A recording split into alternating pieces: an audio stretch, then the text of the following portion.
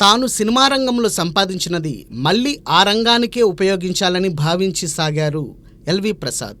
ఆ తీరున చిత్రసీమలోని ఎన్నో శాఖల్లో ఎల్వి ప్రసాద్ సంస్థలు నెలకొన్నాయి. ప్రసాద్ నటునిగా, దర్శకునిగా, నిర్మాతగా సాగిన తీరు అనితర సాధ్యం. తన సంపాదనతో సినిమా రంగంలోనే స్టూడియో, ల్యాబ్, సినీ సర్వీసెస్ వంటివి నెలకొల్పారు.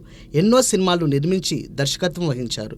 మాతృభాష తెలుగులోనే కాదు, తమిళ, కన్నడ, హిందీ, బెంగాలీ భాషల్లోనూ ఎల్వి ప్రసాద్ చిత్రాలు నిర్మించారు. తెలుగు, తమిళ, హిందీ భాషల్లో ఆయన చిత్రాలు రూపొందించారు. నటరత్న ఎన్టీఆర్, నడిగర్ తిలకం శివాజీ గణేశన్ను తెరకు పరిచయం చేసింది ఎల్వి ప్రసాదే. ఇక ఏఎన్ఆర్, భానుమతి, సావిత్రి వంటి వారిని తీర్చిదిద్దింది ఆయనే.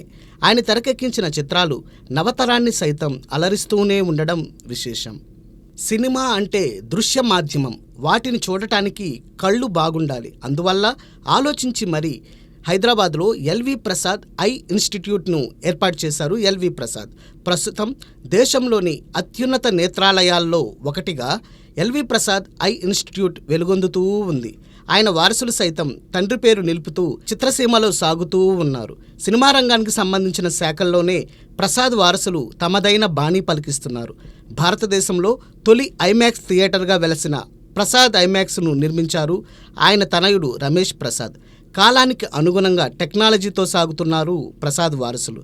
ఎల్వి ప్రసాద్ తమ్ముడు అక్కినేని సంజీవి చిత్రసీమలోనే ఎడిటర్గా, డైరెక్టర్గా సాగారు. సంజీవి తనయుడే నేటి మేటి ఎడిటర్ శ్రీకర్ ప్రసాద్.